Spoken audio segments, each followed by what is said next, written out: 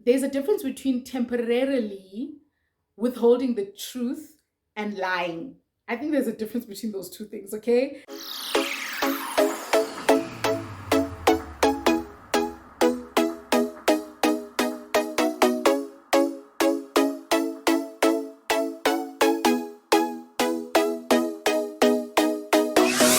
Hi team, welcome back to another video and thank you so much for joining me. If it is your first time here, andiswa.mojapelo, and on this channel we chat about all things related to managing our money and adulting in general. So if that sounds like your type of vibe, please make sure that you check out our other content as well. Today we're doing a sit down video and it's a story time. Fun fact about this story time is my friends who were with me the night this happened actually don't know about this. I haven't told them, or I haven't gotten the opportunity to tell them. Yeah. So it's going to be their first time finding out what happened that night when they watch this video. If they watch this video, actually, they should watch this video. Yeah, so they're going to find out what happened that night. Let's get straight into it. So a good friend of mine relocated to Cape Town early this year. And last year, I was probably going to see her for the last time around December. And because December gets very busy, we decided that we're going to have, a farewell drinks, well wishes drinks thing in Rosebank before she leaves. This was mid-December last year. Now, I have this tendency, and I don't know if it's a good or bad thing, but my friends have not complained about it. And actually, my friends have become friends because of it. So I have this tendency where if I am going to see one person or two people, and it's my idea to see them, or we're going to meet up, I tend to invite other people to tag along as well, just so I can have an opportunity to see everyone and sort of kill many birds with one stone type of thing. And then we all hang out together and it's usually a great time and nobody's ever complained. So that's the tendency I have. So because I was going to see my friend and bid her farewell, I decided that I was going to tell my other friends as well, and whoever was available would join us and then we'd all go out together. So this is now happening on a Friday, mid-December. I think it was around the 16th of December. So we head there, and when we get there, I was the first to arrive because I was early. So I get out of the car and then it's like basement parking. I get out of the car, I park, I get out of the car, and then you have to sort of go upstairs because it's a rooftop type of vibe. So I get up the stairs, I arrive at the place, I'm the first to arrive. Now, when I get there, the first thing that I noticed when they gave me the menu and I opened the menu to read it, the first thing I noticed was the fact that I did not have my ring on, which was weird to me because I remember very clearly that I had left wearing my ring when I left home. So then I'm like, where could my ring be? And then I think to myself, but I was sure that I was wearing it. And then I remember that no, before I left the car, I actually moisturized my hands. So I put hand lotion on my hands and I moisturized my hands. And when I did that, I took out my ring to do that. So I don't always have my ring on me, and we'll get to that, right? So I took out my ring and I moisturized my hands, and then in my head, okay, cool, I must have forgotten to put the ring back on, right? Which means that my ring is in the car. Cool, sharp. I'm perfectly sure that I arrived wearing it. So, and I definitely remember taking my ring off to put the hand lotion, and I must have forgotten to put it back on, which means that the ring is probably like in one of those compartments in the middle of the car, like close to the gear and stuff. Sharp. So because this is like right at the rooftop, I just think, you know what, I am going to look for the ring, or not even look for it because I don't think I've lost it. I'm actually going to get the ring when I go back downstairs, right? Because I'm confident that I had it. Cool. My friends arrive. It's a great time. We all chill together, and because I had invited my other friend as well, who had been meaning to give me a gift, she also got an opportunity to give me a gift that night, and it was in a gift bag. It was a book and it was in a gift bag, and there's a reason why I'm mentioning this, and you'll know just now. So she gives me the gift. Great, love it. It's a book that I've wanted, and I've spoken about it on the channel as well, if you do remember. So she gave me the book in the gift bag. Everything was fine, and then at the end of the night, I think two of our friends had left, and it was the three of us left. It was myself, the friend who was relocating, and another friend. It was three of us left, and then it was around 7 or 8, if I'm not mistaken. And then we hadn't seen each other in the longest of time, and there was a lot to catch up on, right, and what's been happening in our lives. And the conversation was still great. The night was still young. So we decided that we are going to leave that place and we're going to go somewhere else. So we decided to go to Hogshead. I remember it was Hogshead in Ilovo because I used to work opposite that place. So I'm very familiar with it, right? That's why I can remember where that was. So we decided to drive there and leave that place and drive to that Hogshead, which is about 3 to 5 minutes away from where we were, just to continue, the conversation, continue catching up and stuff like that. When I got back into the car, guys, I completely forgot that my ring was in the car. Or rather, I completely forgot that I actually have to look for my ring in the car.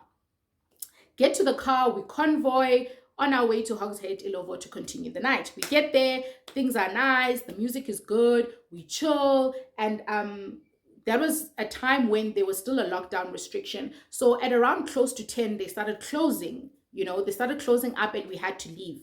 Okay, then we decided, okay, we're calling it a night. We have to leave. We have to go. So I pay for the parking ticket and we go to our relative cars to go home. And then I remembered at that point that the ring was in the car, and I told myself that, you know what, I'm driving home now, so I'll just take out the ring when I get home, right? When I get home, I'll just take out the ring from the car and then I'll get inside, type of thing. So I'll take the ring from the car when I get home. I'll look for where it is, take it, and go inside, right? Cool. Then I get home. And the first thing I do when I grab my bag is I look for the ring. I look for my ring. And I look for my ring in that like compartment place, and I couldn't find it. I looked for my ring everywhere. I looked for my ring on the floor. I looked for my ring on the side, like the driver's side, even the passenger side, although I had no passengers. I looked under the mat. I cleared, dusted everything. I could not find my wedding ring. Now I started freaking out. Okay, I'm freaking out because firstly, this is my wedding ring, and I'm freaking out secondly, to be honest, because I have a tendency of not always putting my ring on, and I blame that on the fact that my ring is not very tight. So it's not loose in the sense that it falls, but it also like comes off and on very easily.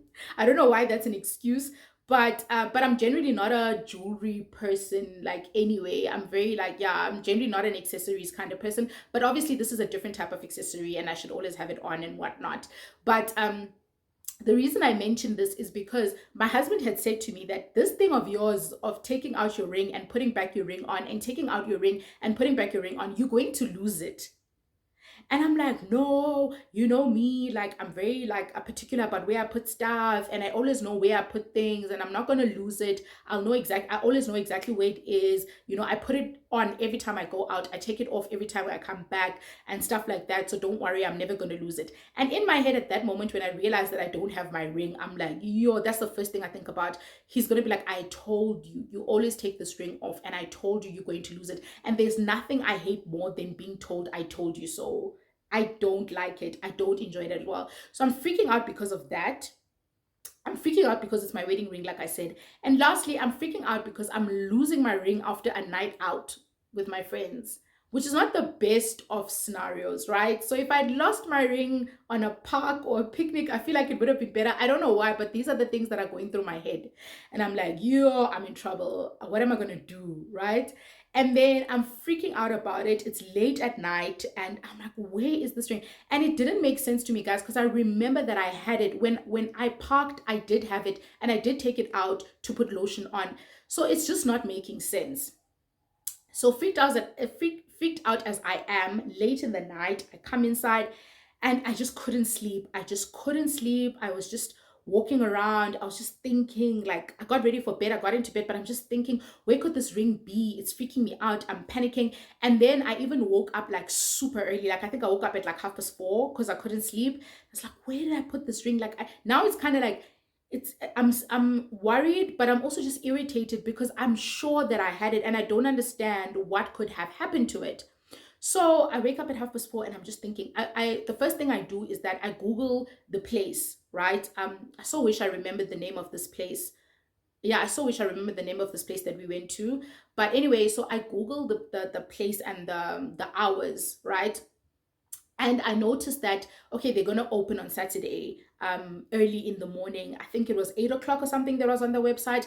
Then I tell myself that I'm going to go and look for the ring at that place, like at the parking. And I don't know what makes me think that I can find it there. But the thing is, I'm so confident in the sense that the last time I took it off, I was in that car in the basement. That I know for sure that I had it. So it's not at home, and I'm not even going to bother looking for it at home. I'm also not that person who look for everything everywhere. Like if I'm confident that this is the last place that I saw it, and I do remember, I want to look at that place. So I noticed that they actually open in the morning, and then I think to myself, well, you know, how am I going to explain, or rather, what am I going to say about driving out so early in the morning? It just, I'm thinking now, like, how am I going to put this to him? And guys, before I get to this part of the story, there's a difference between temporarily withholding the truth and lying. I think there's a difference between those two things, okay? Just a small disclaimer. So in the morning, I just think to myself, okay, but what am I going to say? Like, where am I going? Because I honestly didn't want to talk about it until I was sure that I had actually lost it, because things were just not adding up and I wanted to be sure. So I wasn't lying. I just wanted to delay telling the truth, type of thing. So then my husband wakes up, and the first thing he says to me is, why are you up so early? Like, you couldn't sleep. I could feel that you couldn't sleep. Are you okay? I'm fine. I'm fine. He's like, okay, but you look worried. And at that point, I'm just like, no, I'm not worried. Actually, I am worried. I and then I said, I and then I said that my friend who gave me the gift with the book in it, there was something else in the gift bag, and now I've lost that thing. And I think it's like a piece of jewelry or something. I'm not sure what it is, but I lost it, in the gift bag. So that's why I'm worried. And then he says to me, oh, okay, but if you don't know what it is, why are you worried about losing it? I'm like, obviously, it's a gift. I've just received it. I don't want to lose it. What is she going to say? I didn't take care of it literally as I got it. And he's like, okay, cool, sharp. So what are you going to do? And then I tell him that I'm thinking of going back to that place to look for it. So he says to me, yo, this gift must be very important, because one, you don't know what it is, but you are willing to wake up early in the morning. You couldn't sleep just because you want to have it. And I'm like, nah, it's just that she just gave it to me, and I don't want to, not know what it is and stuff like that, and look like I was careless and all of those things. So then he agrees to come with me to go and look for it in the morning as soon as that place had opened. Now, I prefer to not drive if I can help it. That's just me. So literally, if we are together, which is all the time, my husband is always driving. So I thought it would be weird if I just said I'm going alone and not ask him to take me, which I usually do. So I ask him to accompany me, and then he goes with me. On the way, guys, I am so worried. I am panicking. And he keeps saying to me, because you know what, when somebody knows you, they honestly know you. Because he keeps looking at me and saying, you are awfully worried about this thing that you don't know about. Hey? And I'm like, no, don't. And I make my things up. Anyway, so we get to the place, and the basement parking is closed. I'm like, snap, it's closed. And I think it was 8:30, so they probably open at 9. And it's like to me, sorry, babe, just tell her, explain to her that, look, I've lost this thing and I don't know what it was, but I'm sorry, I can't find it. And I'm like, no, I can't explain to her. I have to, I have to tell her something else, and I have to try harder, and I'm going to come back when it's open, but you don't have to come with me. And then he looks at me, he's like, you are going to drive back alone, back to the Santin side, looking for something that you don't know. So there's certain things that he keeps saying that just show that he thinks that something does not add up about this supposed gift that is now lost, that I'm super panicky about. Okay, fast forward, after 9 o'clock, we go back. I'm not sure where we went, but I think we went for breakfast or something. I can't remember, but we didn't go far from that area. And then after 9 o'clock, we went back to the place to go and look for my lost gift. And then when we drive past, we see that it's open. I'm like, yes. And then we drive in. So guys, it was really, really dark. I feel like that place opens, the actual restaurant, the actual rooftop place opens much later, because there was no one there. There were no cars. The security guards were there, and they just let us in. And it was completely dark in the basement. And as we're driving in, I just see like a sparkle. I just see a sparkle in the dark. And that's where I had parked. And I'm like, there, right? And then I'm like, drive there, drive there. And then only to find that my wedding ring is actually, that was my wedding ring. My wedding ring was there. I found it exactly where I had parked, and it was under, it probably fell under the car. And interestingly enough, I run towards it, I grab it, and I come back, and he just looks at me. He's like, wow, wow, this is the so-called gift. And I was just like, so relieved. And I explained to him that, you know what, I was going to tell you, but I didn't want to tell you before I found it, because I was so confident that I know where it is. And I just felt like I want to first find it, or even not find it, and then tell you. So I was going to tell him either way. That's why I said that I delayed the truth. I didn't necessarily lie, because I knew that I was going to tell him. But anyway, so I tell him the whole story about what happened last night, how I lost the ring, and all of those things. And he was super understanding. And he was just like to me, dude, you should have just told me. It would have been fine.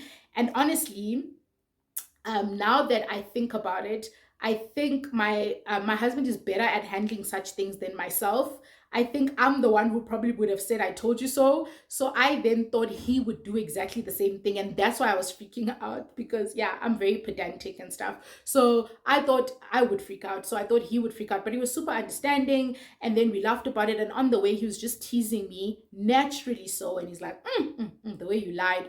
And then I'm like, no, I didn't lie. I just like delayed the truth until I was ready to tell you the truth, type of thing. So yeah, man, that's how I lost my ring about 6 months after getting married. I was so worried. Needless to say now that I really do try to keep it on as much as possible, because yeah, that situation really, really scared me, and I never want to go back to that point.